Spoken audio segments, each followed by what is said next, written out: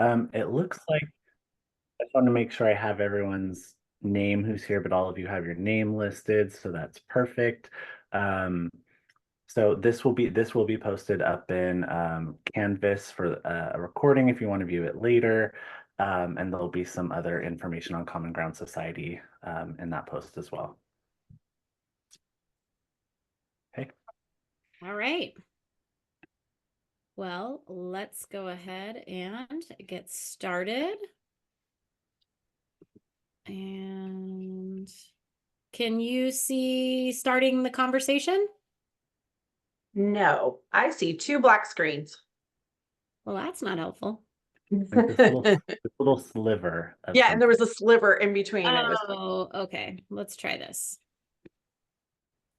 Let me try it a different way.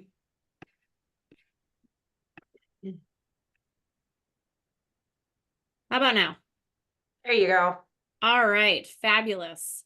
Well, hi, thank you for being here. I also appreciate you having your cameras on. It's really nice to have, oh, some more people just came into the Zoom, the other one, sorry. Hi, Allison and Liz. If you could join this Zoom link that I'm posting again in the chat, that is where we are doing the presentation. Sorry about the confusion.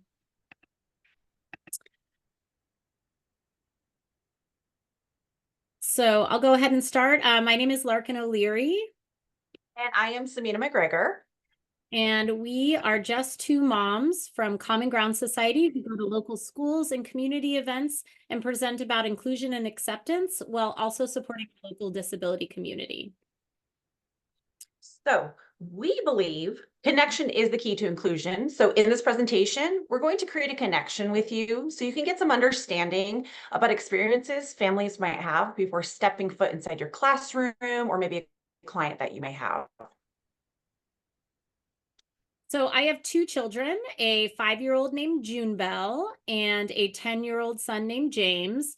While June Bell is part pterodactyl, part Tasmanian devil, she's considered neurotypical. And James is 10 years old and he happens to have Down syndrome. Down syndrome is a chromosomal anomaly where there are 3 copies of the 21st chromosome instead of 2. There are actually 3 types of Down syndrome. I didn't know that before having James. James has the most common type, which is trisomy 21. And Larkin, I'm going to stop you real quick. The slide is still showing starting the conversation. Oh, well, on That my everyone sees. end. Is everyone else seeing starting the conversation still? Yeah. Okay. Thank you for letting me know. On my end, sharing. Maybe let me stop sharing and share again. I'm also going to log out of here. There we go. Maybe this will help. All right. There you go. Yeah. See something different now? I see something different now. All right, great. So, so there's our kid, there's my kids, and that's Down syndrome, and here I am. I've taught a variety of grades ranging from preschool to 8th grade. I've been a credentialed teacher for 20 years now, and I've wanted to be a teacher since 4th grade. You see, up until 4th grade, I had a hard time in school. I was sent to the principal's office numerous times and had the infamous daily note home. In 4th grade, I had a teacher, Mrs. Fisher, who took the time to get to know me. She sat and created a connection with me. She had lunch with me and spent just a few minutes each day reminding me that I was cared about in school.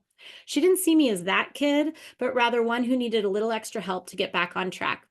I remember her sitting down with my parents and me and telling us that I should get some tutoring to get a handle on whatever it was that I was having a hard time with. And now we realize that it was my undiagnosed ADHD, which may be shocking to you all. And we took her advice and got some help. And since those tutoring sessions, I received great grades and enjoyed school. And I set out to help other kids the way that she helped me. When I was in 6th grade, Mrs. Fisher passed away from cancer. But before she did, I made a promise to her that I would be the best teacher that I could be. And that's what I set out to do. Little did I know the incredible impact she had on my life. Growing up, I had the dream of also becoming a teacher as well. But my plans changed for me when I ended up marrying young and having my first child. I've proudly taken on the role of mom for the past 20 years, but with a little twist of fate, I now advocate for others, especially for my daughter, and I get to speak and teach others. So I myself, I have 3 kids. My oldest, her name is Maya. She's 20 years old, and she's actually in her 3rd year of college at Cal State Fullerton. I have Jackson, who's 11. He's in 6th grade. And Emma, my youngest, she's 8 years old. She has a genetic disorder called KMT5B related syndrome. So KMT5B related syndrome is an ultra rare, it's newer discovered genetic disorder. There's a change within the KMT5B gene. It's located in the 11th chromosome, and that KMT5B gene plays a role in brain development. So because of this genetic change, Emma herself has hypotonia, which is low muscle tone. She has global delays, and just this February of this year, she was diagnosed as being autistic. Since having James and Emma, our perspective on just about everything has changed and been informed by their needs and differences. I describe our metamorphosis by my mantra, you don't know what you don't know until you know. So let's learn. As we said, connection is key to inclusion. So here's a glimpse into our journey to becoming parents, a journey that looked much different than we anticipated. As a soon-to-be mom, my life was pretty normal. We planned our pregnancy around the school year, as teachers do. We did the typical baby showers, eating lots of ice cream, nursery decorations, not being able to see my toes. I had my birth plan and my post-birth plan. I had it all figured out. I was going to have my baby and return to teaching like everyone else does. It was my passion and my first love, after all. And then we had James. It was a chaotic birth that I'll spare you the details, but I can liken it to a scene in Beauty and the Beast where they began singing Be Our Guest. Everything around me was emotion, and James Allen O'Leary entered this world via emergency C-section on St. Patrick's Day with a tiny little red tuft of hair. They told me to pull back my shirt and get ready for some skin to skin, only he never came. James let out one cry, and that was it. So they rushed him off to the NICU with my dazed husband following, and I laid on the table wondering what the heck happened. I didn't drink or smoke. I didn't eat the cheese or lunch meat they warn you about, and I even gave up caffeine 6 months before trying to get pregnant, and for a teacher, that's an extra feat. So what was going on with my little guy? 3 hours later, I was finally wheeled in to meet my son. The doctors surrounded my husband and me as they told us the news. I'm sorry to say it looks like James has some markers to indicate he has Down syndrome. And I want to make a note there that the first person to introduce me and meet my son was apologizing for his existence. That was my entrance into parenthood. First is the hole in his heart. The doctor said, your son will need to have open heart surgery. We're not sure how soon, so we're taking him by ambulance to San Francisco right away. The doctor kept on talking, but I didn't hear a word he was saying. Heart issues, Down syndrome, but he was only 6 days early. I did everything I was supposed to during this pregnancy and nothing I shouldn't. Certainly, he was mistaken. Well, fast forward 10 years, 4 major surgeries, 26 other minor surgeries and procedures, hundreds of days in the hospitals, countless doctors and therapy visits, and here we are. My son is alive and thriving and entering the educational world. Just as he was entering, I was sort of forced to take a break with all of the hospital stays. I ran out of sick days to use, and my district was beyond supportive of my attempts to claw at my job, but there was just no way. Writing subplans from the emergency room in the PICU while my son was fighting for his life just became too overwhelming. But now he's walking, he's running, he's jumping, he's signing and reading and talking up a storm, and he's definitely keeping his teachers on their toes. And I have the opportunity to reflect, learn, and grow, and that's just what I've been doing. And so, like everyone's story, birth story, mine was quite different, especially from Larkin's. This was my 3rd pregnancy, and I felt like I was a pro at that point. It was March 10th, 2016, and I was 38 weeks pregnant. I was hanging out at home, and I went into labor at 7:47 p.m. My hubby was still at work, so my mom rushed me to the hospital. Grandpa took my 2 older kids, and we were ready to add the final addition to join our family. I was still only in the triage room when at 10:28 p.m., Emma McGregor was born. It was quick birth and it was a bit rough. She came out with a dislocated shoulder. That pouty face kind of says it all right there. She completed our family and everything was as it should be. Now, this is a picture of Emma, and she was 3 weeks old here. She was lifting her head up and looking over at me. We're sitting on the floor of her nursery. And I just remember thinking, like, slow down. You know, you're my last baby. Stop growing up so fast. But it was soon after this moment, I quickly noticed that those strong moments didn't happen anymore. And then this started my journey for answers. So, countless appointments later with therapists and specialists, Emma was diagnosed with hypotonia, which is low muscle tone. She was also diagnosed with an intellectual disability, which for almost 2/3 of children, their cause of having this low tone or ID may never be known. But it was the summer of 2022, 5 years after her original diagnosis, with more genetic testing, it was discovered that Emma had KMT5B related syndrome. This gave us our why she had these differences, but it doesn't give us the what because there's still so many unknowns of the genetic disorder. We've committed to every service that's ever been made available to Emma. And starting at 15 months old, she had hours of physical, occupational, and speech therapies each week. She's thrived and continues to do so. Emma's currently actually at horseback riding therapy right now, where we've seen huge improvements.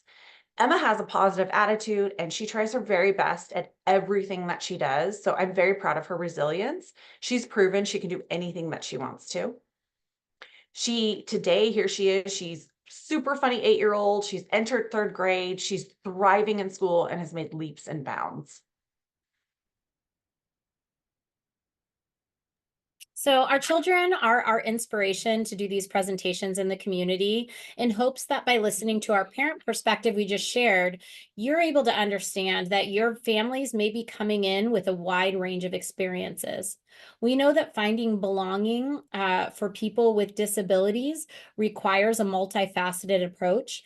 And so that's why we are excited that you are here with us learning, and you're able to take that not only into your classrooms or your place of work, but also the community. Go ahead. Go ahead.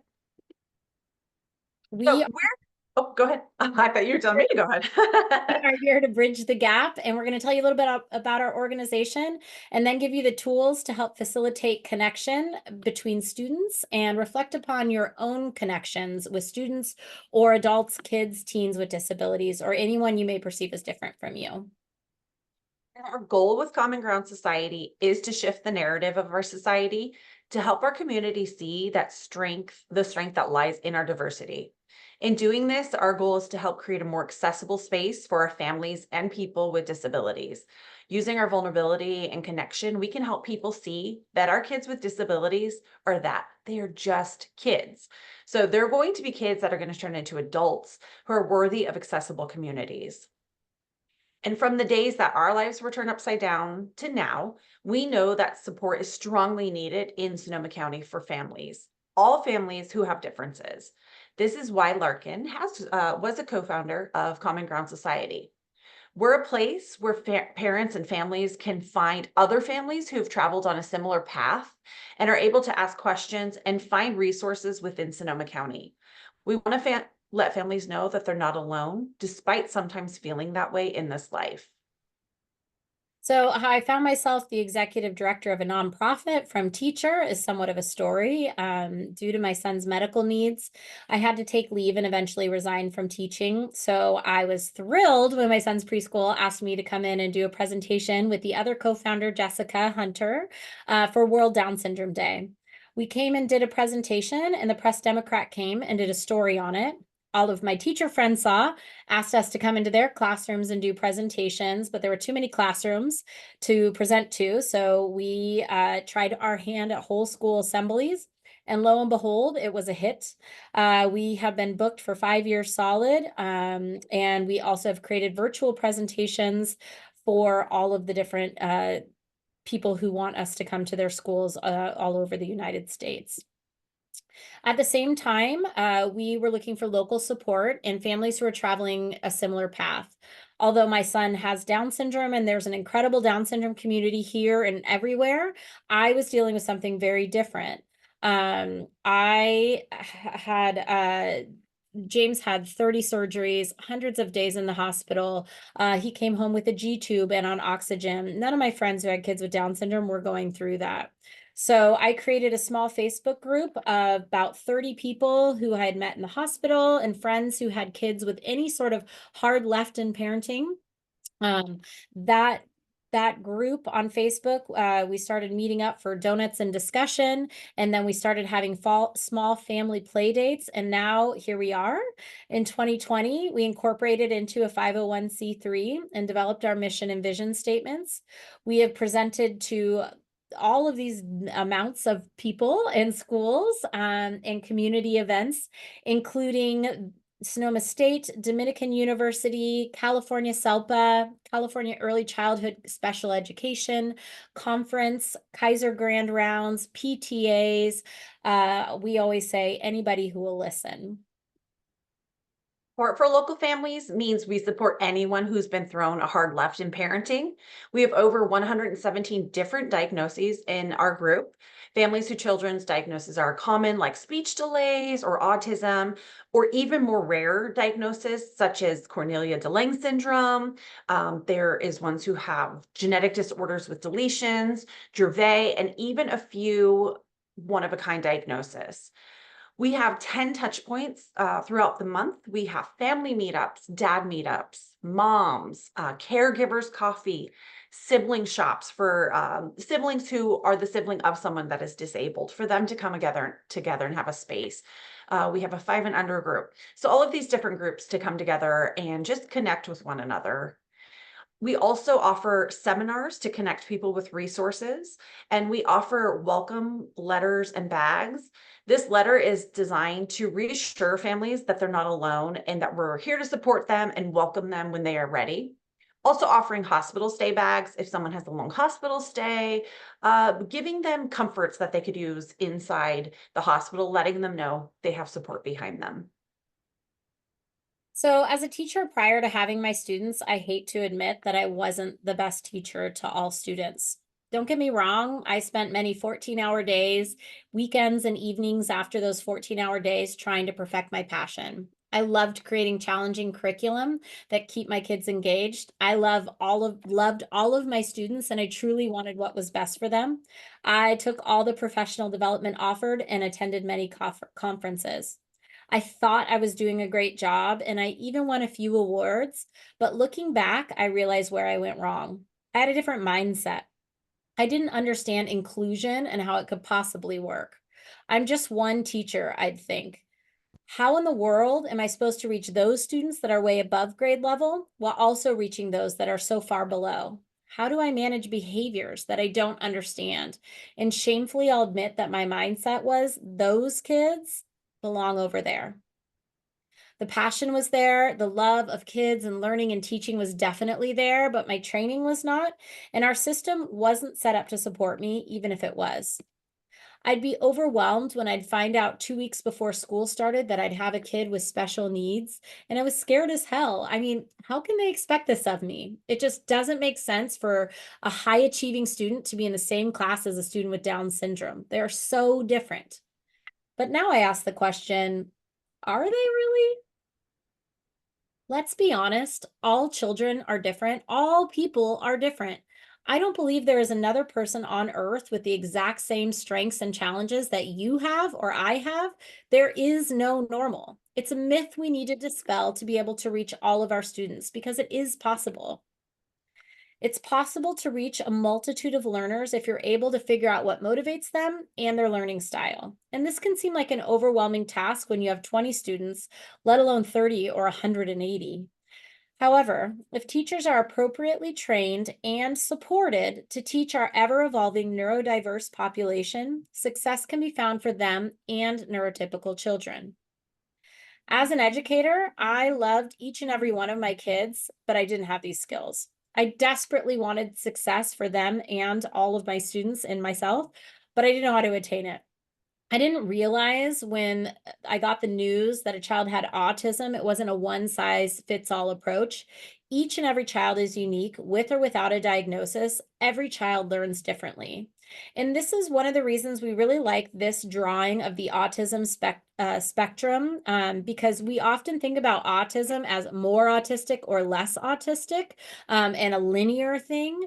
But autism, as you can see from this drawing, autism really just impacts people differently. So it's not that someone is more or less autistic, but rather they're impacted in a different way differently. So someone can have really great social skills and still have autism, but have a harder time with other skills, sensory integration. Each and every person is different with or without a diagnosis. So to best teach each child, we must understand their unique learning profile, which can be difficult when you have so many students. This is why using a universal design for learning approach to teach is vital. It makes our job easier.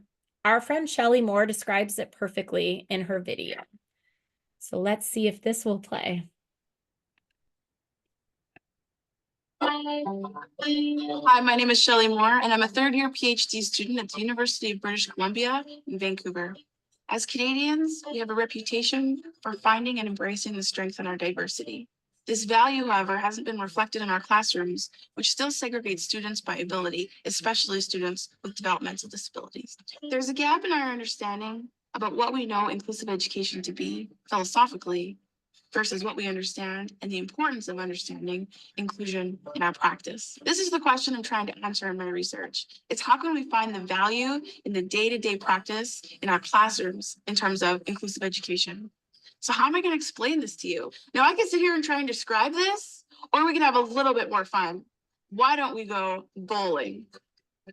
So let's talk about bowling. You have 10 pins, you have 2 balls, and you have a lane. The goal is to knock down as many pins as you can. But if you don't get them all, it's okay because you have another chance. But when I bowl and roll the ball down the middle and I don't knock them all down, what often ends up happening to me is that there's 2 pins left standing on either end and they stare at you.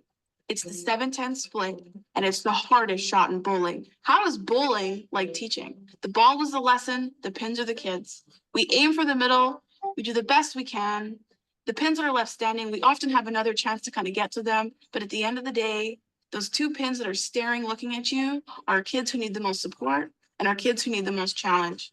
So we end up choosing one and the other one is left standing. I just took all the fun out of bowling. Now, I don't know how many times you've watched professional bowling, but I spent an afternoon watching professional bowling. And let me tell you, there was not one bowler who rolled that ball down the middle of the lane. They throw the ball down the lane at a curve. And I was actually really curious about this, so I called up a professional bowler. He was so excited. I don't think he gets a lot of calls about education. He said the reason why the ball has to enter at a curve is because you will knock down more pins and create a bigger domino effect if you enter at that angle. But in order to do that, you have to change your aim. In order to knock down the most pins with one shot, he aims for the pins that are the hardest to hit. Now let's just let this sink in for a second. We are taught to teach the head pins. We are not taught to teach to the kids who are the furthest and the hardest to get to, the kids with autism, the kids with Down syndrome. The part that's critical here, and it really aligns with universal design for learning, is that so often the supports that we design for those kids on the outside of the lane are actually supports that all of the kids need. This is the part we need to understand if inclusive education is going to move forward in Canada. How can we find this value of diversity in our classrooms between the students? This is not just important for the outside pins, but it's critical for every single one of us. And just think, all we need to do is change our aim. Look how bowling changed education. So I love that statement, change our aim. That has been a big part of what we are trying to do at Common Ground Society, not only in education, but in our entire community. Instead of teaching to the head pin or teaching to the person who is able to access everything, we need to be teaching to the students and the population that we actually have. And it makes a huge difference in the success of every single student.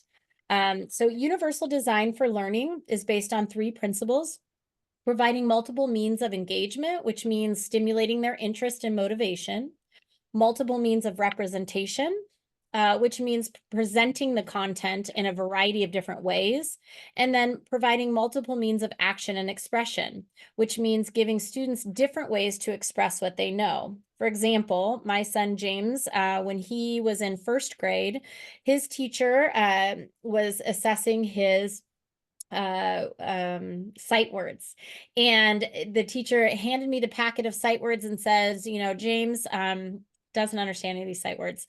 And I was like, really? Oh, interesting. Okay, we'll practice when we get home. And I took him home and I practiced with him, and he showed me that he knew every single one of the sight words.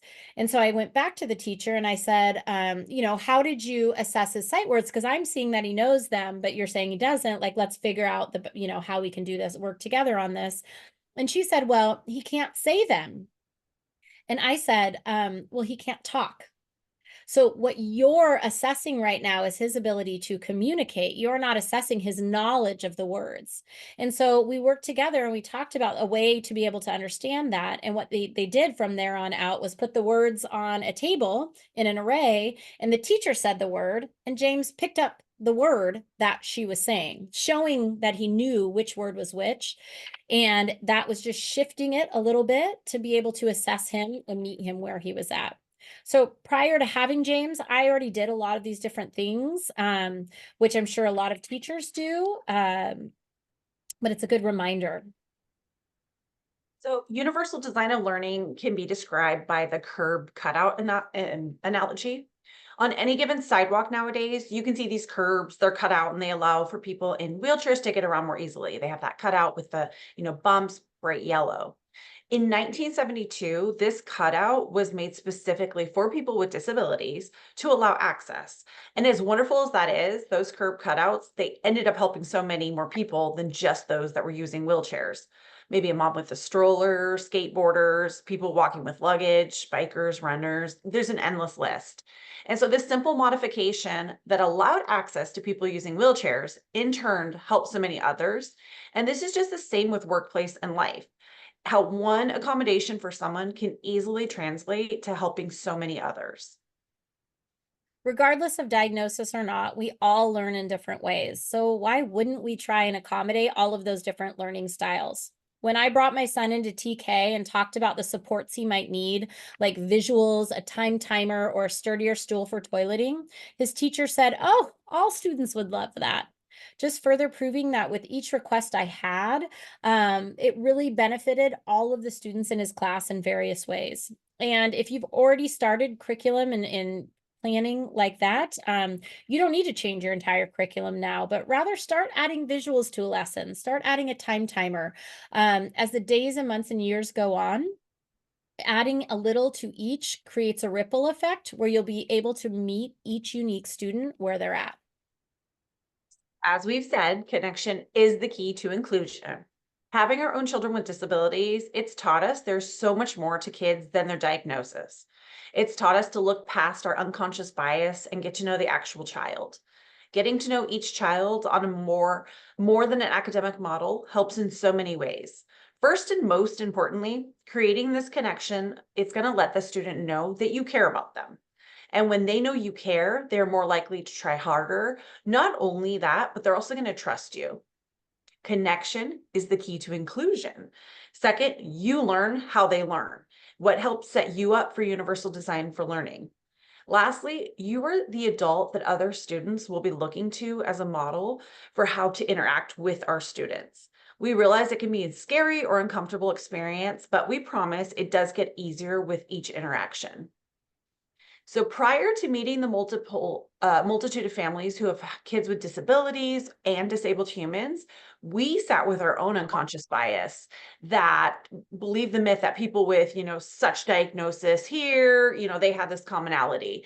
And we want to share a few examples of commonly held stereotypes about some common disabilities. So we have autism. Commonly people might think, oh, they have no eye contact, speech delay, they're not loving, they won't be social. That's far from the truth. Just like that previous chart showing everyone on the spectrum, they have challenges, they have strengths in different areas, they're impacted differently. My own daughter Because of this bias, we overlook that she is autistic because we're like, oh, she's so social, makes great eye contact. And my daughter, she is autistic. That's a strength of hers, but she's impacted in different ways from autism. And Down syndrome, can't learn, can't talk, lots of medical issues, and diapers forever, always happy. James was potty trained before my pterodactyl was. And I can also assure you that James, I remember when the Down syndrome community came to like welcome me into the community after I had James, and I said, well, at least he'll always be happy. And they laughed at me. And now that James is 10, I am understanding why, because James, he has always, but now he has always had like a wide range of emotions, but now at age 10, he sometimes experiences all those emotions right at the same time. So it's been a joy to learn that bias was incorrect. Cerebral palsy. Some people may assume they're unable to walk or learn how to function. They don't understand what you're saying because they're non-speaking. That is far from the truth as well. Cerebral palsy, it can affect depending on the level that they were affected or the damage that was caused. There are people walking amongst us that you wouldn't even know that they have cerebral palsy. So again, a whole range of how a person is impacted by it. And lastly, non-speaking or non-verbal humans. So we prefer the term non-speaking to the term non-verbal. In following disabled adults and reading their works, we have learned the difference between the two. And if you think about it, non-speaking are people who use a different mode of communication. Maybe they use a tablet, maybe they use sign language, maybe they communicate with their body language or eye gaze, versus someone who's non-verbal. Non-verbal meaning making zero noise, being not verbal. Although my son does use his voice to communicate, he's considered non-speaking, but he's definitely very verbal. He likes to sing Taylor Swift at 5 a.m. at the top of his lungs. Like, it's great for the whole family. One other thing that is important to know about people who are non-speaking, just because they cannot communicate the way that we communicate, or just because they don't communicate at all in any way that we understand, doesn't mean that they can't understand everything that you're saying. So please be sure when you find someone or you interact with someone who is non-speaking or non-verbal, that you're communicating to the person. And we'll talk a little bit more about that. Also, we want to talk about language. The language that you use does matter. And this is something that comes up frequently in our presentations, this euphemism treadmill that we are on. So it used to be the R word that people used to describe people with disabilities. And then they changed the word to special needs. And right now it's neurodivergent. But the truth is, at the end of the day, all of these terms are used to describe someone who is disabled as defined by the dictionary. So again, in following the majority of disabled adults, they prefer you to use that term. But of course, we encourage you to talk to the person you're talking about or talk with their families and see what they prefer. There's also the conversation about person first language. People with Down syndrome, cerebral palsy, they prefer person first language, which means person with Down syndrome, not a Down syndrome kid or a Downs boy. They prefer person with Down syndrome because that acknowledges that they are a person before their disability. People who are autistic highly prefer identity first language, which means you say they're an autistic person. This is not for everyone who is autistic. There are, again, a range of people who have different experiences and preferences. So always ask the person what they prefer, but it's something to keep in mind as you're talking and communicating about people who are disabled. So much of what we worry about will be challenging educating students with disabilities has to do with our own ableism and assumptions about we make about specific disabilities, like what we just talked about in the previous slides. And it's hard to admit that our own ableism is what gets in the way. So we're going to give you a couple of experiences that we've had in hopes that it will help you to reflect on your experiences. I'd always made the assumption that children with behavioral problems or outbursts, that they were just being bratty or needed like stricter parenting. And I discounted anyone who had an invisible disability. And it makes me feel shame for that, feeling that way. And especially because I myself, I'm someone with an invisible disability, a difference, mental health disorder. I have OCD, and it's something I've had all my life. So that is an invisible disorder I've dealt with my life, and it's impacted me in different ways, and no one can see it by looking at me. So it also comes back to, you never know what someone is going through. And I assumed that people with Down syndrome or disabilities couldn't learn like typically developing people. And this goes back to when I brought James into TK, and he was actually ahead of his typically developing peers. He knew his colors, his numbers, his shapes, his letters. Unfortunately, it got cut short by COVID, and you know how that affected everyone.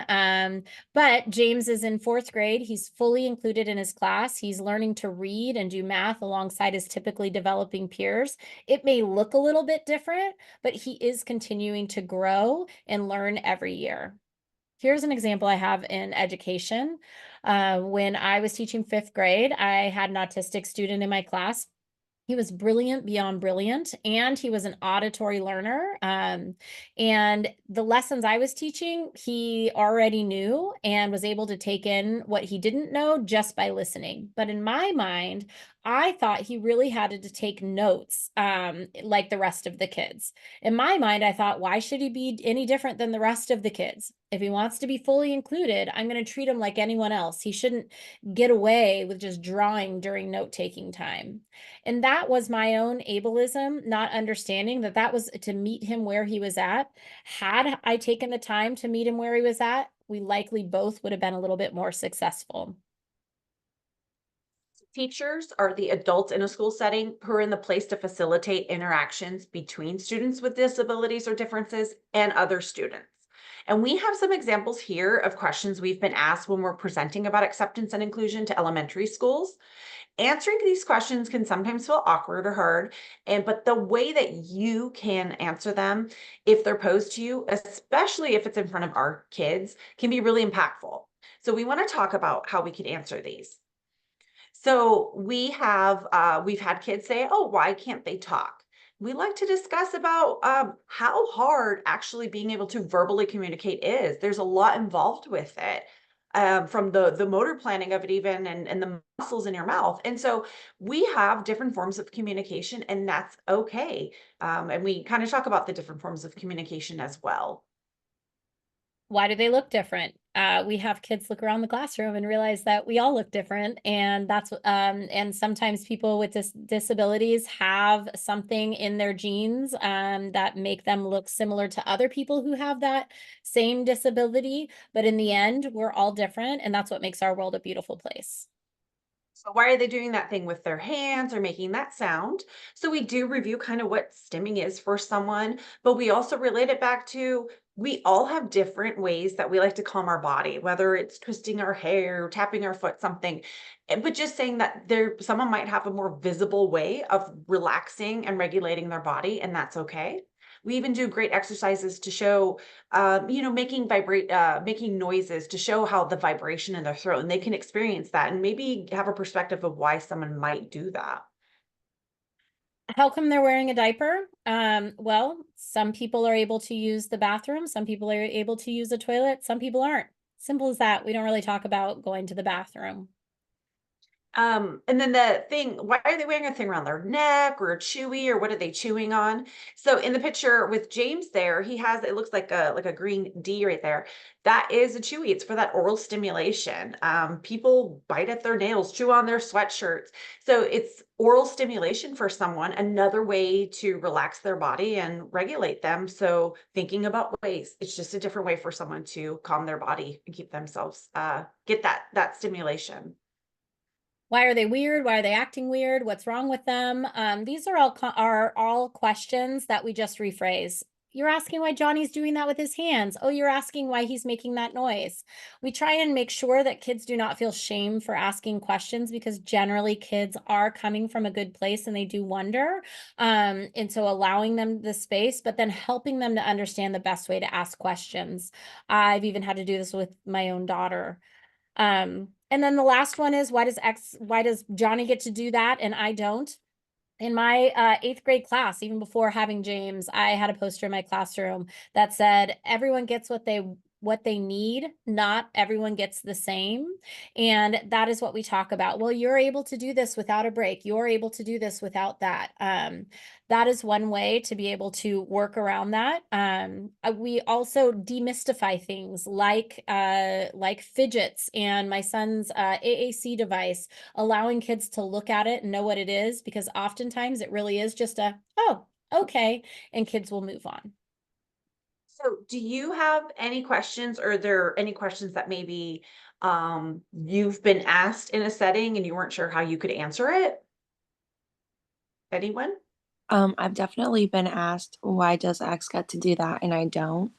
And I didn't know how to respond, and that was like last week, and I was just kind of trying to just like move on with the activity, but like now I know, and like I'm so glad that that was one of the questions. So thank you.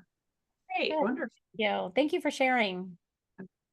And if anyone wants to put it in the chat, we can come back to it at the end of the presentation, just to honor your time.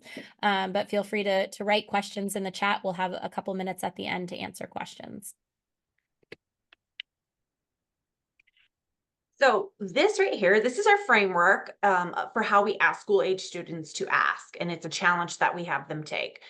We say to them, how do we interact with people who are different from us? And here are some things we want you to keep in mind when interacting with other people. First of all, we want you to know it's okay to notice differences. We know our kids are different. They might participate different, look different, sound different, but don't stare. Staring makes anyone feel uncomfortable. So the best thing that you can do is just start by saying hi. And, we wave to them, say hi, they respond back hi, and we're like, look at that. You're already pros doing that. That's all it took.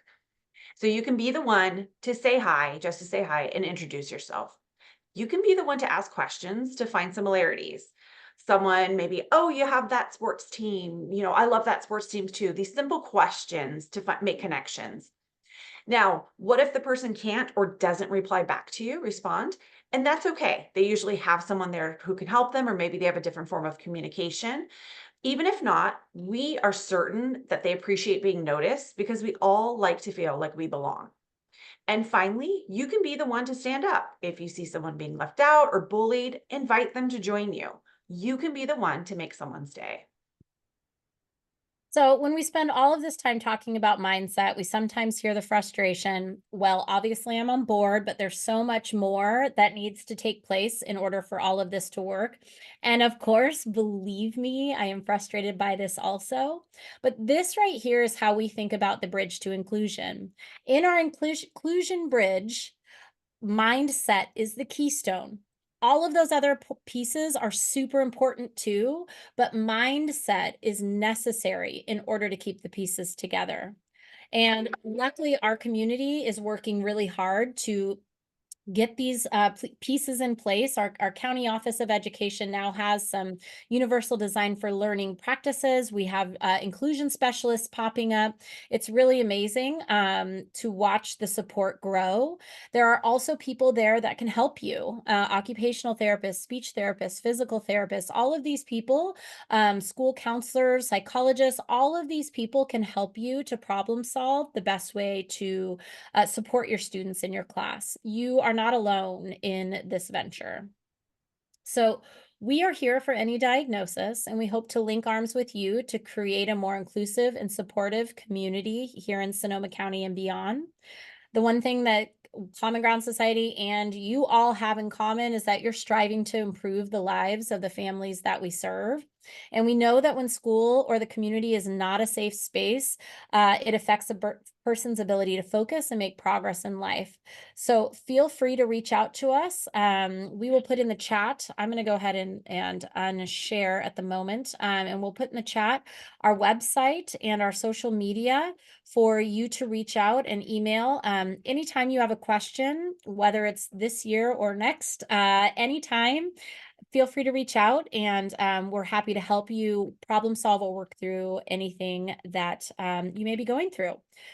So our favorite part of these presentations, and thank you all for having your screens on. I can't tell you how many presentations I've done, and it's been all black screens. And I'm like, is anyone even listening? I don't even know what's happening right now. So it really means a lot to me. So thank you.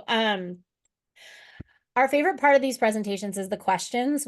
We know that answering questions and asking questions about disabilities and parents who have kids with disabilities and scenarios or things we've been through, not something we actually do in the real world. So we like to create a safe space where you can ask us anything you've wondered. Maybe you have a scenario that's happened in a classroom or with a client that you're not sure how you should have responded or how to respond. Maybe you wonder how our life looks different than a typically developing family who has all kids that are typically developing. Nothing is off the table so long as it comes from a kind heart. And being a middle school teacher, I have a very good look. So I'm just going to stare at you until at least someone asks a question. So like you got to ask at least one question before you're allowed to pop off. And you can post it in the chat too. So who's going to be brave?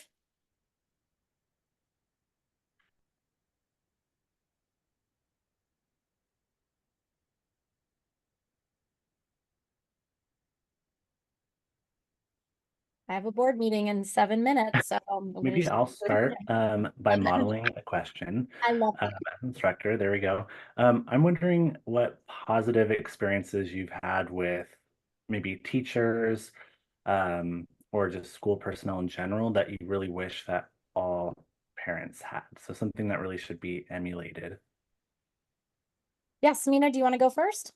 Yeah, in IEP meetings, when the teachers just pointing out the positives of Emma, and it wasn't just all, this is a challenge, this is a challenge, this is a challenge. So turning in those positive aspects, or even where she has challenges, finding the positive out of those challenges, like, you know, her resilience for it, it makes it a little easier to hear, because to hear all those differences, it's hard. And if it's in this negative, you know, this everything feels negative, it makes it that much harder. So I've really appreciated that when teachers have come in to be, oh, well, this is like, these are her strengths. We want to talk about her strengths as well. That's helped me. One of the things I've appreciated is when teachers include me in the conversation and really do value me as a team member. I know as an educator, what I used to do my first 2 weeks of school, I would send out a letter, an email to each family, and I would say something real about their kid. So I love Johnny. He has so much to say. He is so much fun. I can't wait to go to a soccer game of his. He's really funny. I am really looking forward to working with Johnny this year, and I'm looking forward to working with you to make sure that Johnny has a successful school year. So please reach out if you need anything. 2 things came of that. Number one, I can't tell you, in 8th grade, right? 8th grade, that's 9 years of school in theory. I got emails from parents saying they were scared to click on my email because they have never received an email that was positive about their child.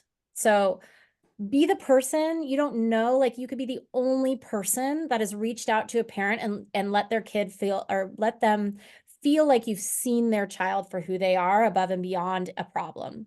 Secondly, you've created a connection with that family and that parent. So when you do have to reach out again in 3 weeks and say, well, Johnny has so much to say and he keeps saying it and I can't get him to stop talking in class. You know, has this been a problem in the past? Is there something we can do?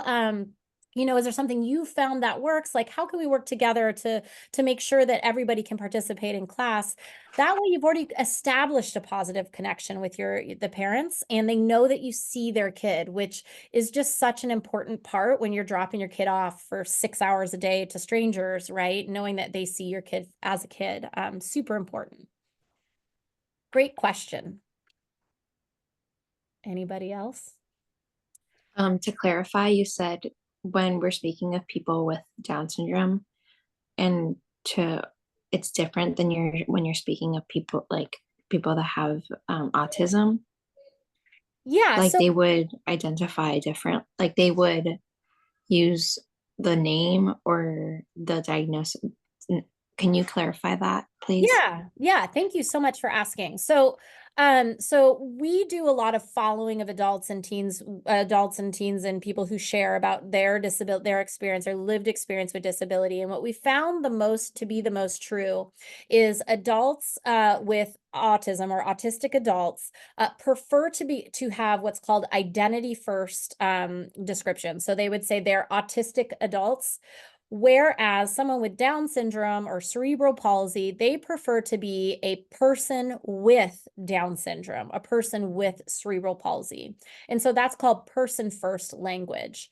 I can't like say for sure that everyone feels that way, but from our research and what we found, the majority of those people with those those diagnoses feel that way. But the best thing you can call them is their name, and then talk to them or their parents about what they prefer and how they prefer to be described. I hope that helps. That did. Thank you. Great. And I got another comment question here. What have your kids taught you?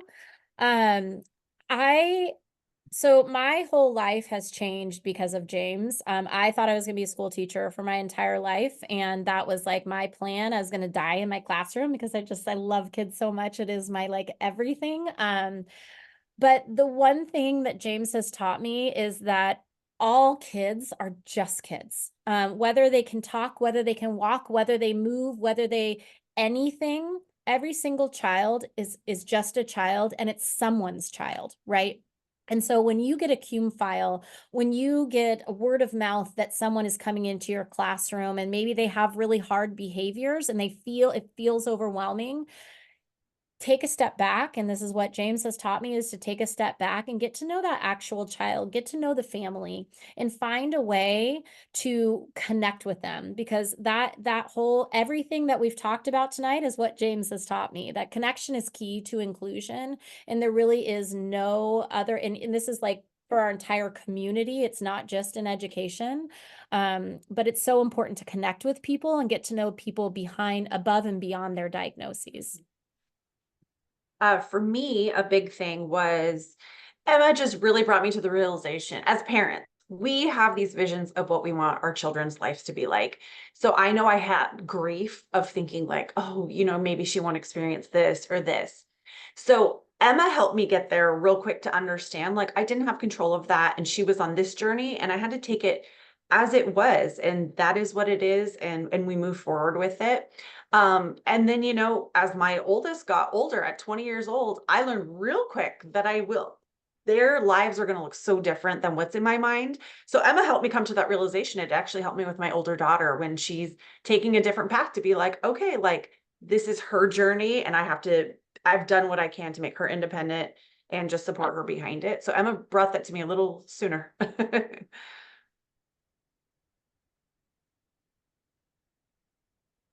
Any other questions? Yeah, kind of like going off of Isabel's question, like when it comes to like being an educator, how will we fit in the lives of children? When you're asked to teach a person with special needs or disabilities or autistic, like would you recommend talking to your kids about it, especially if they're older, like in middle school or high school? Because I remember like in middle school, we had a student, like I forgot if he was autistic or had a disability, but he definitely had something because he had his own teacher. Yeah. And my teacher talked about it with us, but I don't know. You guys would recommend us like continue doing that, or like just having them like go in the classroom first and then talking to the kids about it?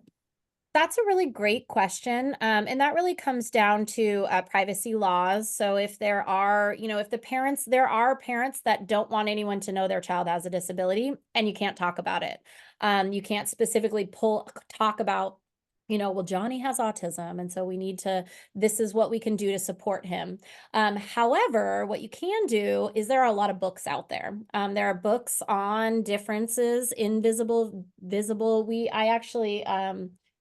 wrote a children's book, and there are pictures of actually local Sonoma County kids in that book with varying disabilities. And it allows you to talk about those disabilities and talk about ways to support friends like that.